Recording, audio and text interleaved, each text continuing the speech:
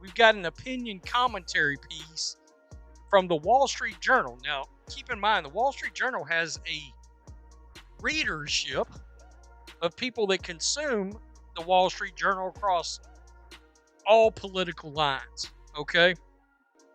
And the Wall Street Journal in this article is calling, or at least saying out loud, that maybe Caitlin Clark's civil rights are actually being violated. Breaking news is shaking the basketball world tonight. The Wall Street Journal has just dropped a bombshell, suggesting the WNBA may have violated Caitlin Clark's federal civil rights. This is no longer just about basketball. We are talking about possible federal investigations, congressional hearings, and even lawsuits that could transform the league forever. The allegations? That Clark has been systematically targeted, harassed, and denied a safe workplace, a right guaranteed under U.S. law. Viewership is soaring because of her. Merchandise sales have exploded. Yet instead of protecting their biggest star, the league's leadership may be ignoring, or even enabling, a hostile work environment. If proven, this could trigger the most explosive legal battle in WNBA history. Everybody's bragging about this 5-game winning streak. It is great. But Caitlin Clark doesn't get to play under these circumstances, where these girls are just going out there and playing basketball. That doesn't get to happen for her. The Wall Street Journal, a publication read across political lines, has openly questioned whether Caitlin Clark's civil rights are being violated. Written by journalist Sean McLean, the opinion piece pulls no punches. It claims the WNBA's leadership has allowed systematic targeting of Clark to go unchecked, creating a hostile work environment that could meet the legal definition under federal law. We're not talking about a sports blog opinion here. This is a serious business outlet raising the possibility of Department of Justice involvement. The article calls for answers from the highest levels, from Commissioner Kathy Engelbert to NBA's Adam Silver, and suggests their silence may no longer be an option. The Wall Street Journal in this article is calling, or at least saying out loud, that maybe Caitlin Clark's civil rights are actually being violated. Is her right to a peaceful workplace, a non-hostile work environment, are those rights being violated by the WNBA? Clark's impact on the WNBA has been nothing short of transformational. The article compares her directly to Michael Jordan's effect on the NBA. Since her arrival, viewership is up 366%, app engagement up 613%, and merchandise sales up 601%. These aren't just small boosts. They are survival numbers, pulling the league out of irrelevance. Yet, instead of protecting this once-in-a-generation asset, the league has allegedly treated her as a problem to solve. That logic makes no sense, unless something much deeper is going on. And the statistics on foul targeting against Clark may prove it. Hey, and at the very least, there's a portion of this that says maybe WNBA leadership should at least have to go sit in front of some people and answer some very uncomfortable questions. Lord knows I would love to see that. Because Kathy Engelbert and Adam Silver, it seems to be nothing to see here. Please move along. Now, I've seen a lot of fans just come out and say, hey, they're assaulting her, it's battery, yada, yada, yada. The Wall Street Journal points to a staggering number. Caitlin Clark has absorbed 17% of all flagrant fouls in the WNBA, double the rate of her peers. In discrimination law, patterns like this matter. They show disparate treatment that isn't just coincidence. This is the kind of data civil rights attorneys love, because it's hard to dispute. And it's not just fans noticing. Phoenix Mercury's Sophie Cunningham publicly stated, the star player of the league is not being protected. When competitors are saying you're being treated unfairly, the problem can no longer be brushed aside as fan bias. Now, it talks about the fact that Caitlin Clark has basically done for the WNBA what Michael Jordan did for the NBA, right? Instead of protecting its transformative star, the league's leadership ignores the relentless targeting of Miss Clark, treating its greatest asset. Cunningham revealed that even before joining Clark's team, she heard opposing locker rooms talk about toughening her up and showing her what the WNBA really is. She admits that while every rookie faces challenges, Clark's treatment is just too much. Clark herself has been measured in her words, saying, "Everybody is physical with me. They get away with things others don't." That is essentially a polite way of accusing referees and league officials of a double standard, one that could have very real legal consequences if proven. I also blow up on the internet because I fought someone. So Just so sick. honestly, it is funny. It is funny because But for good reason. yeah. Well, Wasn't she? yeah. Let me just tell people the story real quick because I Okay, don't let's think I've go. gotten to really tell my point of view of things. Yeah.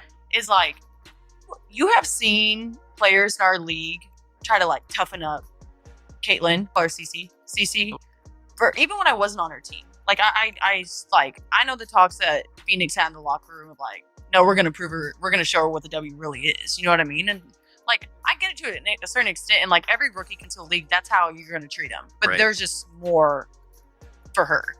So it's her second year, and like now being on her team and like seeing it, I'm like, what are people doing? Like actually, it's just too much, and Yeah. like it's just I'm over. And if I'm saying it's too much, then it's probably too much. The injuries are not just bad luck. They are a key part of this potential legal case.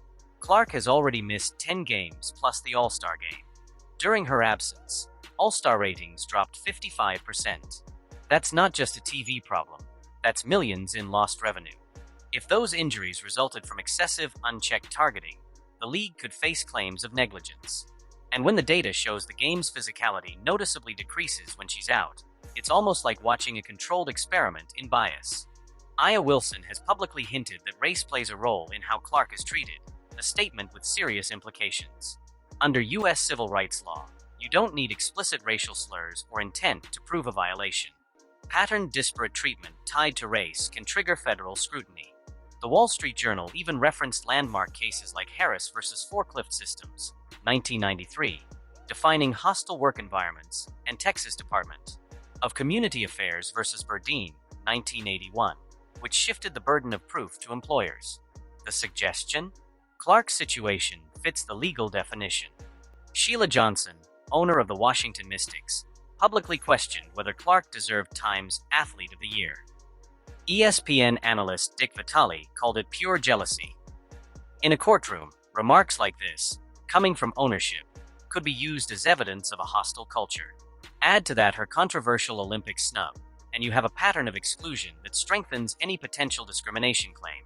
When combined with the physical targeting, the optics look terrible for the WNBA. This isn't just playing out in sports media. Politics has now entered the arena. Senator Jim Banks has already sent a letter to Commissioner Engelbert demanding answers about Clark's treatment. The Wall Street Journal suggests Congress should hold hearings, forcing Engelbert and Adam Silver to testify publicly. Imagine the optics of the league's top executives explaining to lawmakers why their most valuable star is being allowed to take repeated, dangerous hits without consequence. The article warns of possible Labor Department reviews, because workplace safety is a federal matter. If the DOJ's Civil Rights Division gets involved, the stakes skyrocket. This is the same division that has investigated systemic discrimination in schools and major corporations. They have the power to enforce sweeping changes, impose fines, and strip special privileges, including the WNBA's antitrust protections that allow it to operate as a monopoly. Professional sports leagues enjoy rare legal protections that shield them from normal competition laws. But if Congress reconsiders those exemptions because of Clark's treatment, it could fundamentally reshape the WNBA's entire business model. That's the nuclear option, and the Wall Street Journal just put it on the table. Losing that protection could open the door to rival leagues, player poaching, and lawsuits that would cost millions. We're seeing the proof unfold live. When Clark is on the floor, the level of physicality spikes. When she's out injured, the game plays cleaner. Officials have not suspended a single player for flagrantly fouling her, despite clear video evidence. In civil rights law, that's called selective enforcement, a powerful piece of evidence showing double standards in punishment. The Marina Mabry blindside hit? In any other setting, that's assault. The DJ Carrington play? Nearly a career-ending injury. The Wall Street Journal warns Clark is just one flagrant foul away from disaster, and the league is doing little to prevent it. These are not routine hard plays. They're dangerous actions in a workplace the league is legally obligated to keep safe. This is where the narrative shifts. It's no longer a sports story, it's a civil rights case in the making. Federal law. Workplace discrimination. Hostile environment claims. The Wall Street Journal has given legitimacy to what fans have been saying for months. Caitlin Clark is being targeted, and the league is failing to protect her. That's a dangerous combination in both the court of law and public opinion. If investigations move forward, we could see congressional hearings, DOJ probes, and civil lawsuits, all with the potential to reshape women's basketball. The WNBA's reputation, revenue, and even its legal structure could be on the line.